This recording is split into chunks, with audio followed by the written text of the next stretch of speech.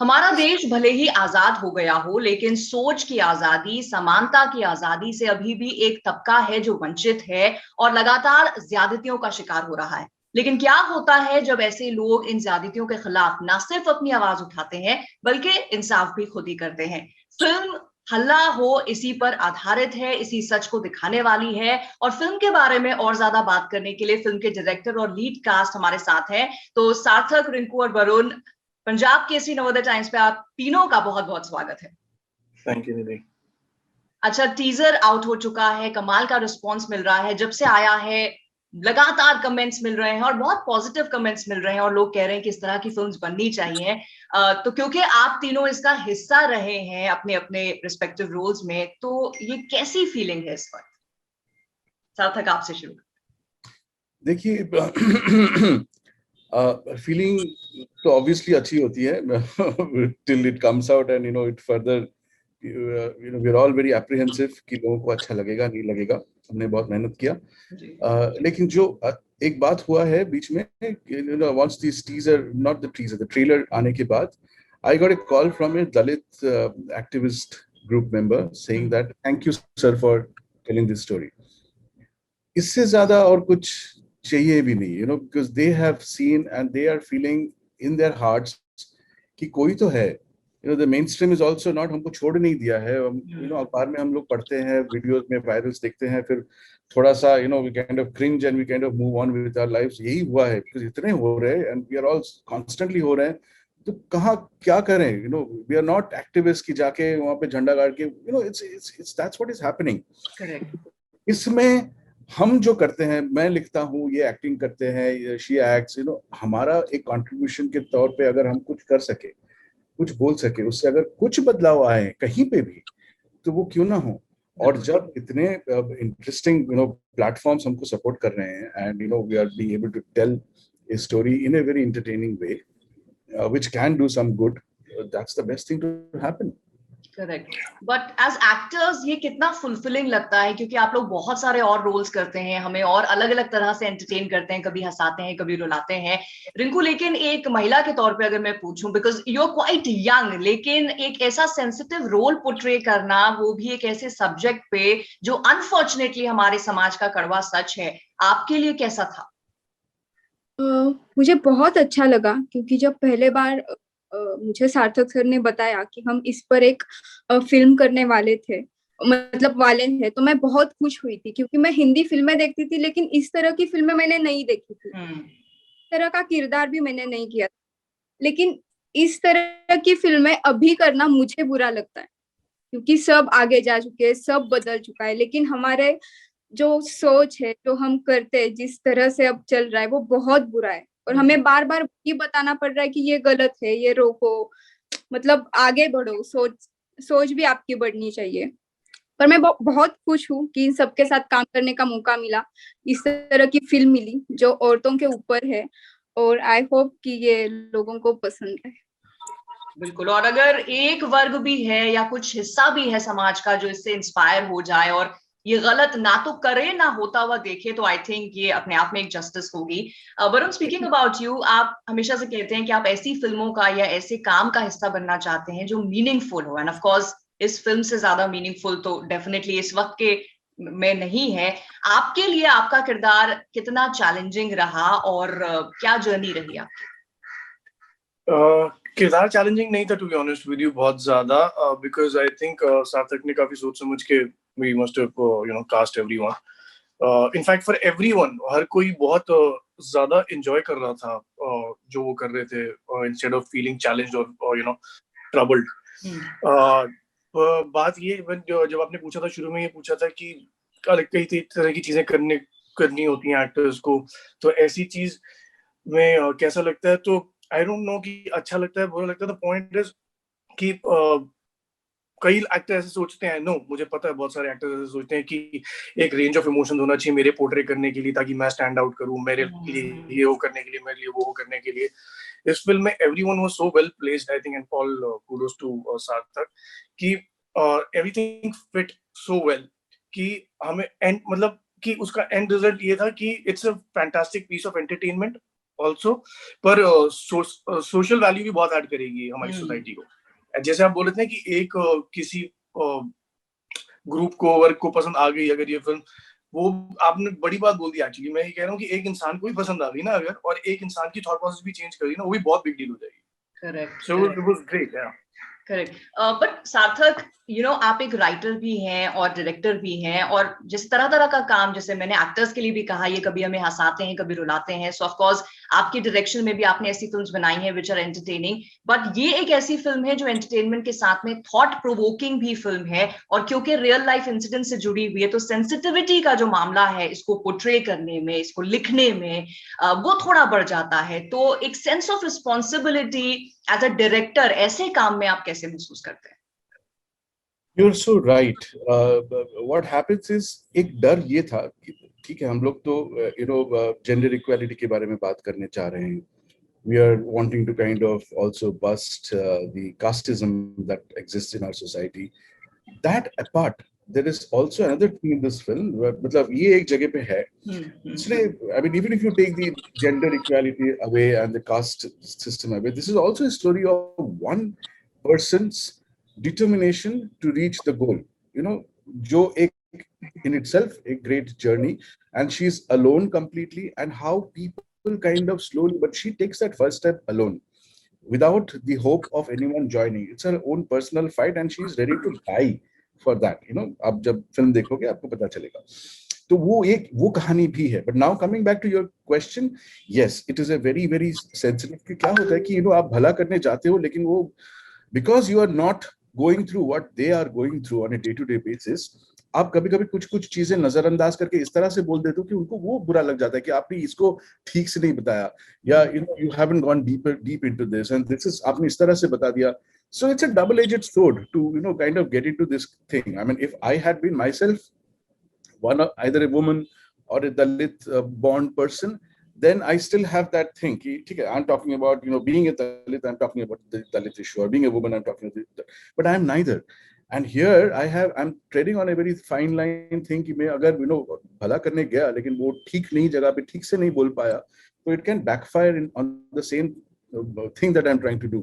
So I had to be cautious, and I got हर चीज लिखने के बाद हर उस तरह के जो explosive stuff है लिखते वक्त, I had those worries कि, and फिर also while directing, sur should be right. अगर you suddenly become a very big Hindi film kind of a thing, ये वो उस तरह की dialogue बाजी, या फिर too underplayed, too subdued is also not good. So to get this sur right, both the writing and directing was slightly worrisome.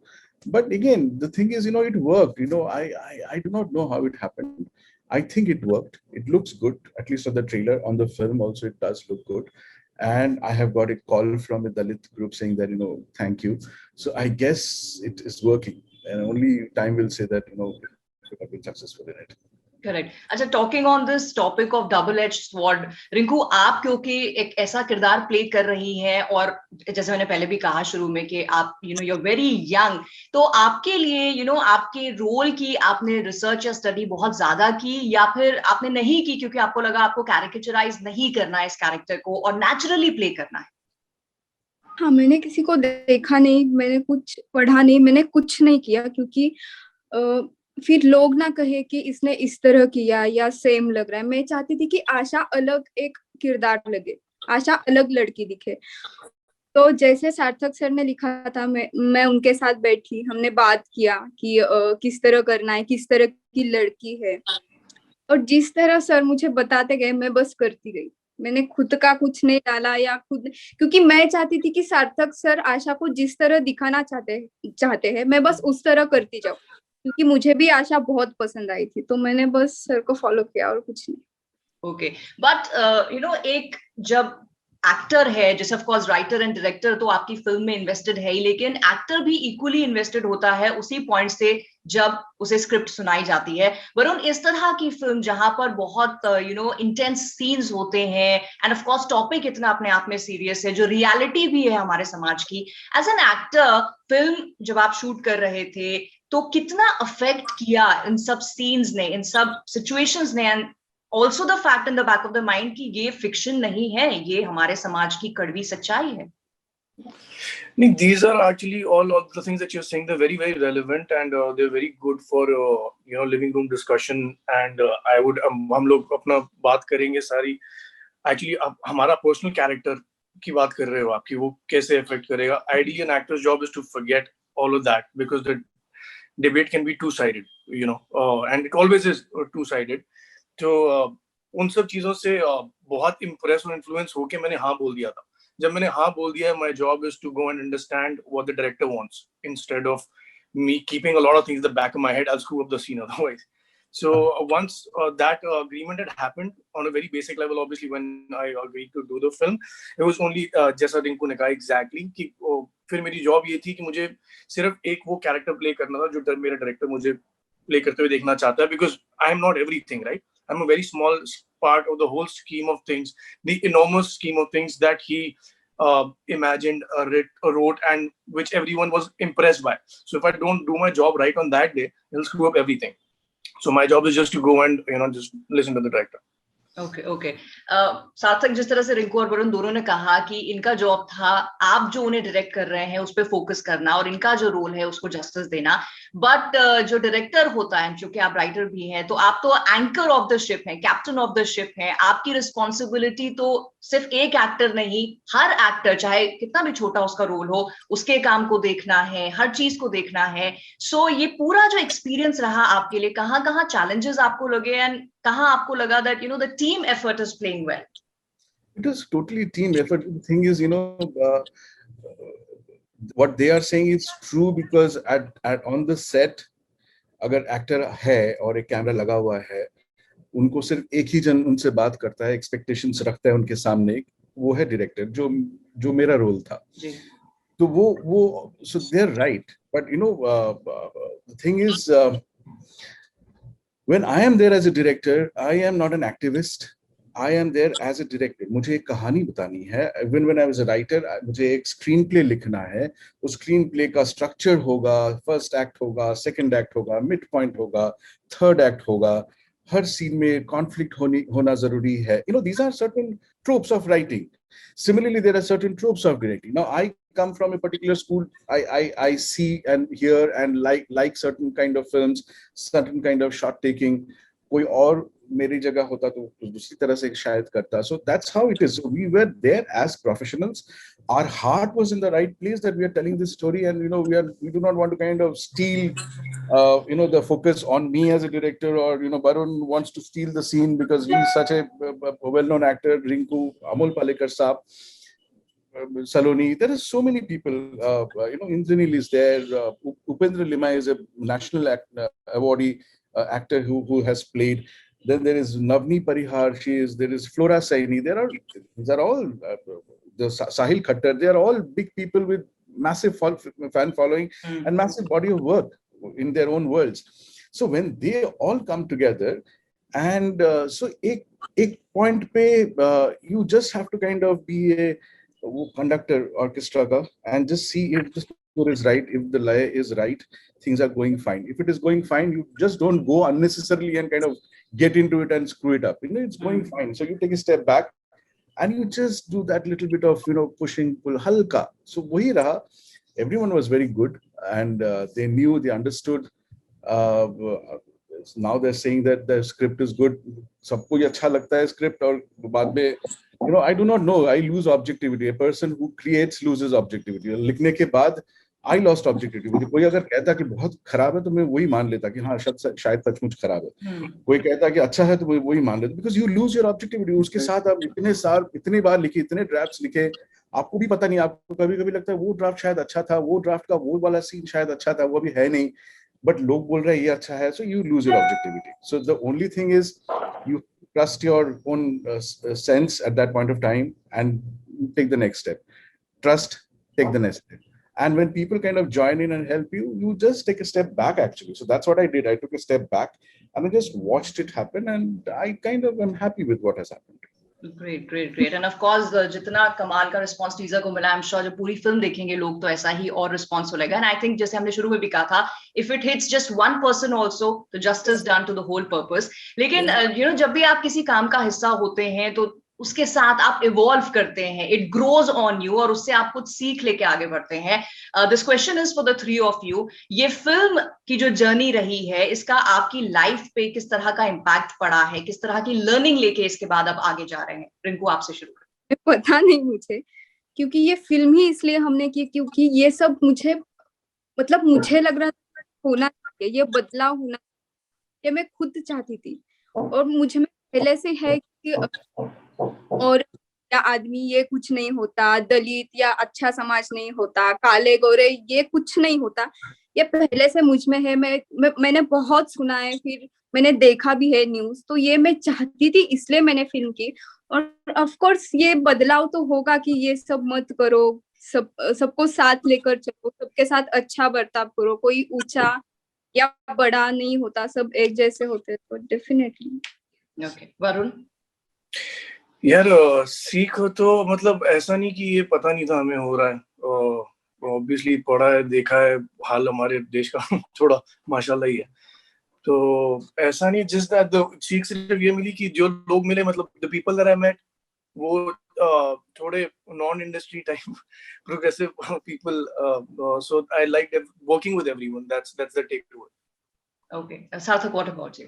Same. I think, you know, it just told a few things. One was, you know, it's a good cherished working on with all these people. We came together, we understood each other. वो एक बहुत you know kind of takeaway है that, you know, I have always looked at Varun and said what a great actor. I've looked at Rinku and said what a first time जब मैंने सहरा देखा, will I ever be able to direct? ये था अमूल पालेकर के बारे में था. So now that I know them, I have become a part of their lives. They have become a part of me, my life. That's one takeaway. सीख के तौर पे these are very subliminal. I wouldn't even know. मतलब next time एक कहीं shot लेता रहूंगा तो बैक ऑफ द माइंड में कुछ ऑलरेडी सीख जो चला गया है वो काम करेगा, मुझे it is unknown to me होगा. You know, you kind of figure out things and they go and back of it. It's kind of a learning. How do you remember how you learned ABCD? You don't, but you know, you use ABCD. It's like that. तो वो रह जाता है पीछे कुछ ना कुछ. Correct. And I really hope कि इस फिल्म के साथ भी ऐसा हो कि लोग इसे एक फिल्म और एंटरटेनमेंट की तरह ना देखें, बल्कि इसे भूले नहीं, और कहीं ना कहीं you know when they face the same situation in their life तो एटलीस्ट उस प्रॉब्लम का हिस्सा ना बनकर सोल्यूशन का हिस्सा बने. And on that note I wish you all the luck for the success of this film. और जो आप कहना चाह रहे हैं, जो आप बताना चाह रहे हैं इसके जरिए, आई रियली होप कि वो लोगों तक पहुंचे. And thank you so much for this interview. Thank you. Thank you. Thank you.